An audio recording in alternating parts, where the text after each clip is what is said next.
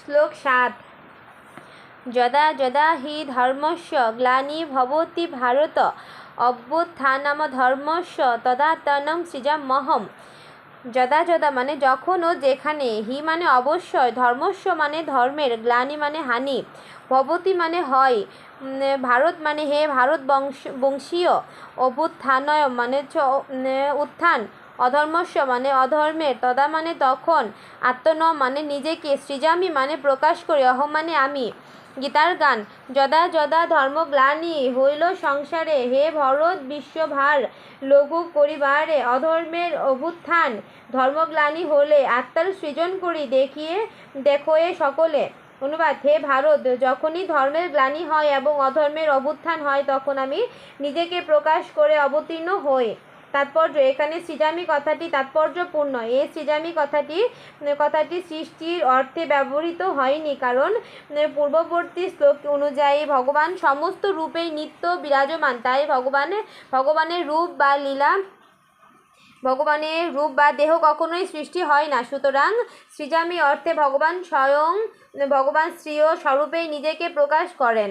যদিও নির্দিষ্ট সময়ে অর্থাৎ ব্রহ্মার একদিন সপ্তম মনু অষ্টবিংশতি চতুর্যুগের তাপরের শেষে ভগবান তার স্বরূপে আবির্ভূত হন, কিন্তু তিনি প্রকৃতির কোনো বিধি নিয়মের অধীন নন। তিনি সম্পূর্ণ তার ইচ্ছা অনুসারে নানাবিধ লীলা করেন। তিনি স্বরূপ। তাই যখন অধর্মের অভ্যুত্থান এবং ধর্মের গ্লানি হয় তখন ভগবান তার ইচ্ছা অনুসারে এই জগতে অবতরণ করেন। ধর্মের তত্ত্ব বেদে নির্দেশিত হয়েছে এবং বেদে এই নির্দেশগুলো যথাযথ আচরণ না করাটাই অধর্ম।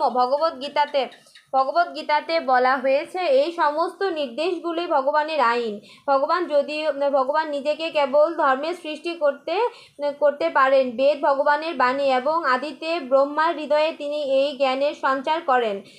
তাই ধর্মের বিধান হচ্ছে সরাসরিভাবে ভগবানের আদেশ। ধর্মাং তু সাক্ষ্য অদর ভগবৎ প্রণীতম।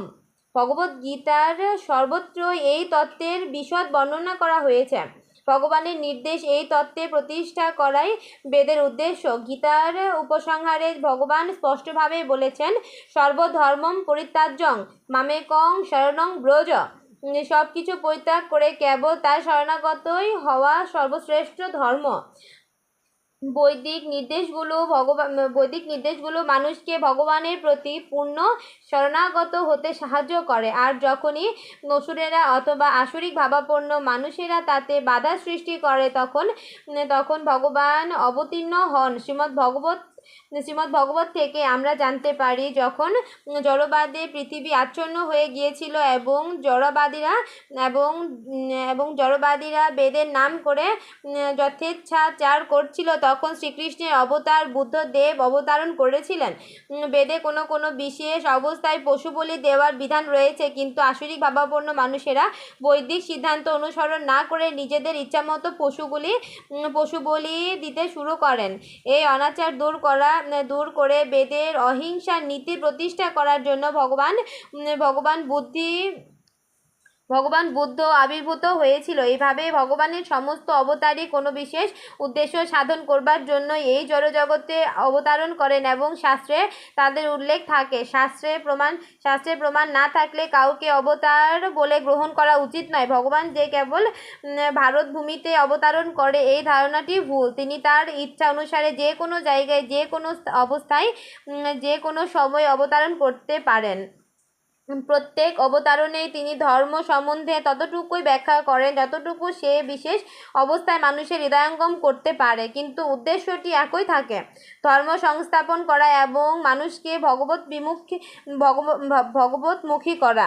কখনোই তিনি স্বয়ং আবির্ভূত হন, কখনো তিনি তার পুত্র অথবা ভৃত্যরূপে তার প্রতিনিধিকে প্রেরণ করেন, আবার কখনো তিনি ছদ্মবেশ অবতরণ করেন। অর্জুনের মতো ভাগ্যবান কে? মহাভাগবতকে ভগবান ভগবত গীতায় শুনিয়েছেন, কারণ ভগবত গীতার মর্মার্থ উন্নত বুদ্ধি সম্পন্ন মানুষেরই কেবল বুঝতে পারেন।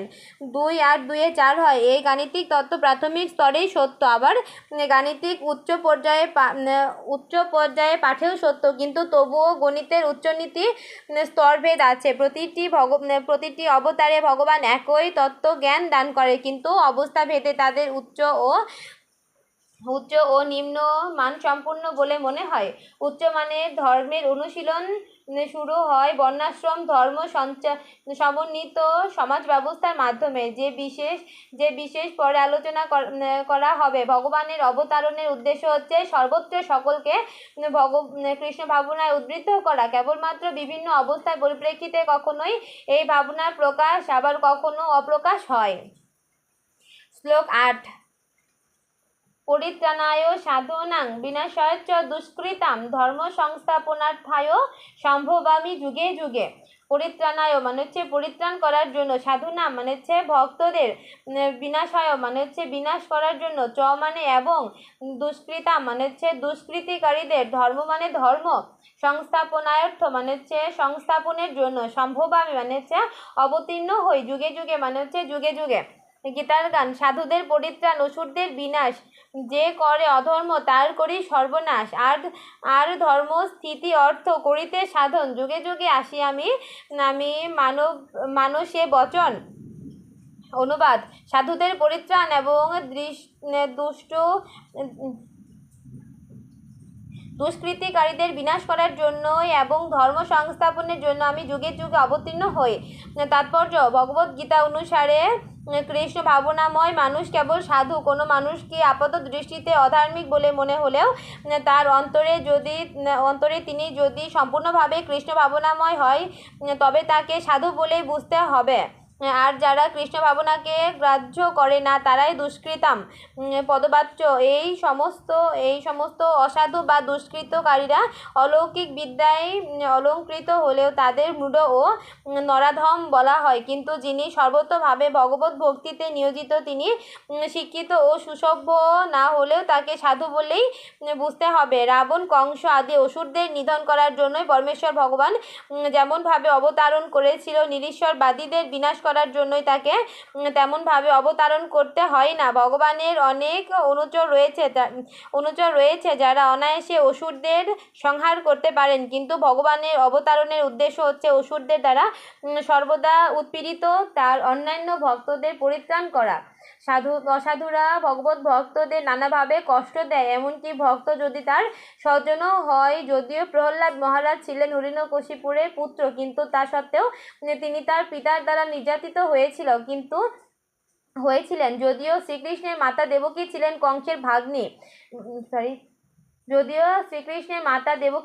কংসের ভগ্নী, কিন্তু তা সত্ত্বেও কংস তাকে এবং তার পতি বসুদেবকে নানাভাবে নির্যাতিত করেছিলেন, কারণ সে জানতে পেরেছিলেন যে শ্রীকৃষ্ণ তাদের সন্তানরূপে আবির্ভূত হবেন। সুতরাং কংসকে নিধন করার থেকেও ভগবান শ্রীকৃষ্ণের অবতারণের মুখ্য উদ্দেশ্য ছিল দেবকীকে উদ্ধার করা। কিন্তু দুইটি কার্যই একসাথে সাধিত হয়েছে। তাই এখানে বলা হয়েছে যে সাধুদের পরিত্রাণ এবং আসুরিক দুষ্কৃতিকারীদের বিনাশ করার জন্যই ভগবান বিভিন্ন অবতার রূপে প্রকটিত হন। শ্রী কৃষ্ণদাস কবিরাজ রচিত শ্রী চৈতন্য চরিতামৃত গ্রন্থে নিম্নলিখিত শ্লোকগুলোর মাধ্যমে ভগবানের অবতারণের মূল তত্ত্ব সংক্ষেপে বর্ণিত হয়েছে। সৃষ্টি হেতু সেই মূর্তি প্রপঞ্চে অবতরে, সেই ঈশ্বর মূর্তি অবতার নাম ধরে। মায়াতীত পরব্রহ্মে সবার অবস্থান, বিশ্বে অবতরী ধরে অবতার নাম।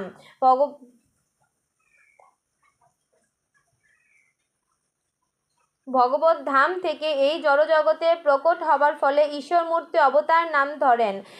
এই অবতারেরা সকলেই চিন্ময় জগতে অবস্থান করেন। প্রকৃত জগতে অবতারণ করার জন্যই তাদের অবতার বলা হয়। ভগবানের অনেক রকম অবতার আছেন, যেমন পুরুষাবতার, গুণাবতার, লীলাবতার, শক্তাবশেষ অবতার, মনন্তরাবতার ও যুগাবতার। তারা নির্ধারিত সময়ে ব্রহ্মাণ্ডের বিভিন্ন স্থানে অবতরণ করেন, কিন্তু ভগবান শ্রীকৃষ্ণের সমস্ত অবতারের উচ্চ আদিপুরুষ। ভগবান শ্রীকৃষ্ণ অবতরণ করে তার শুদ্ধ ভক্তদের আরতি হরণ করার জন্য, যারা তার শাশ্বত সনাতন শ্রী বৃন্দাবন লীলায় তাকে দর্শন করার জন্য উদ্গ্রীব হয়ে থাকেন। তাই শ্রীকৃষ্ণের অবতারণের মুখ্য উদ্দেশ্য তার শুদ্ধ ভক্তদের পরিতুষ্ট করা। ভগবান এখানে বলেছে তিনি যুগে যুগে অবতীর্ণ হন। এর থেকে বোঝা যায় যে তিনি কলিযুগে অবতারণ করেন। যেমন শ্রীমদ্ ভাগবতে বলা হয়েছে, কলিযুগে অবতার শ্রীচৈতন্য মহাপ্রভু, যিনি সংকীর্তন যজ্ঞের মাধ্যমে শ্রীকৃষ্ণের আরাধনার প্রচার এবং সমগ্র ভারতবর্ষে ভগবত ভক্তির প্রচার করেন। তিনি ভবিষ্যৎবাণী করে গেছেন, পৃথিবীতে আছে যত নরনারী গ্রাম পৃথিবীতে আছে যত নগরাদি গ্রাম, সর্বত্র প্রচার হইবে মোর নাম। শ্রী চৈতন্য মহাপ্রভুরূপে ভগবান শ্রীকৃষ্ণের অবতারণের কথা উপনিষদ, মহাভারত এবং শ্রীমদ্ ভগবত আদি শাস্ত্রের গুরুত্বপূর্ণ অংশে গুপ্তভাবে উল্লেখ আছে, কিন্তু প্রত্যক্ষভাবে উল্লেখ করা হয়নি। শ্রীকৃষ্ণের ভক্তেরা শ্রীচৈতন্য মহাপ্রভুর প্রবর্তিত সংকীর্তন যজ্ঞের প্রতি গভীরভাবে আকৃষ্ট হন। ভগবানের এই অবতার দুষ্কৃতিকারীকে সংহার করেন না, বরং তিনি তার অহেতুকী কৃপার প্রভাবে তাদের উদ্ধার করেন। হরে কৃষ্ণ কৃষ্ণ কৃষ্ণ হরে হরে, হরে রাম রাম রাম হরে হরে, হরে কৃষ্ণ কৃষ্ণ কৃষ্ণ হরে হরে, হরে রাম রাম হরে হরে, হরে কৃষ্ণ কৃষ্ণ কৃষ্ণ হরে হরে, হরে রাম রাম হরে হরে। শ্রী শ্রী গীতার মাহাত্ম্য।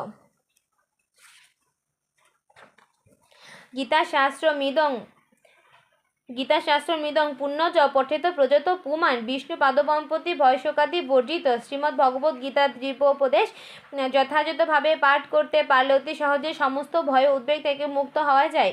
এই জীবনে ভয় ও শোকাদি থেকে মুক্ত হয়ে পরবর্তী জীবনে বিষ্ণুপাদ পদ্মের চিন্ময় স্বরূপ অর্জন করা যাবে। গীতা অধ্যায়শীলস্য প্রণাম পরস্য চ নৈব স্বস্তিহি পাপানি পুনর্জন্ম কৃতানি চ। কেউ যদি আন্তরিকভাবে এবং অত্যন্ত গুরুত্ব সহকারে ভগবদ্ গীতা পাঠ করে তাহলে ভগবানের করুণায় তার অতীতের সমস্ত পাপকর্মের ফল তার উপর আর ক্রিয়াশীল হবে না।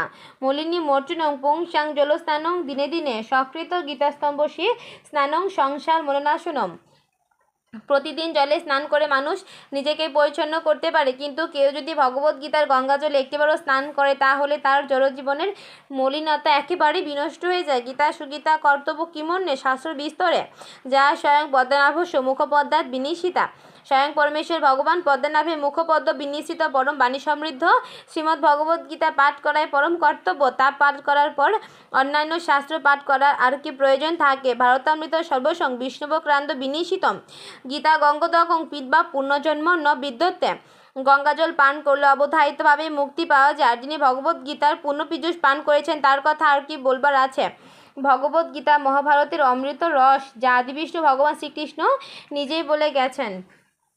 সর্বোপর নিষেধ গাবদগ্ধ গোপাল নন্দন পার্থ বৎস সুধিভোক্তা দুগ্ধং গীতামৃত মহৎ। সমস্ত উপনিষদের সারথি সার এই গীতোপনিষদ। ভগবদ্ গীতা ঠিক একটি গাভীর মত এবং রাখাল বালকরূপে প্রসিদ্ধ ভগবান শ্রীকৃষ্ণই এই গাভীকে দহন করেছেন। অর্জুন যেন ঠিক গোবাচ্ছের মতে এবং জ্ঞানীগুণী ও শুদ্ধ ভক্তেরা ভগবদ্ গীতার সে অমৃতময় দুগ্ধ পান করে থাকেন। একং শাস্ত্রং দেবকী পুত্র গীতম এক দেবকী পুত্র এব এক মন্তস্তস্য নামানি জানি কর্মপ্যাকং তস্য দেবস্য সেবা। এই শ্রীমদ্ ভগবদ্ গীতা মাতা দেবকীর পুত্র শ্রীকৃষ্ণের দ্বারা গীত হয়েছে। শ্রীকৃষ্ণ এক এবং অদ্বিতীয় পরমেশ্বর ভগবান। তার জীবনামী সমস্ত মন্ত্রের সারস্বরূপ পরম মন্ত্র এবং তার সেবাদ পদ্ম অর্পিত সেবাই ভগবৎ সেবা বা জীবের একমাত্র কর্ম। হরিবোল হরিবোল হরিবোল। হরে কৃষ্ণ। গীতা গীতা গীতা গীতা গীতা গীতা রাধা রাধা রাধা রাধা রাধা রাধা। জয় গীতা জয় কৃষ্ণ।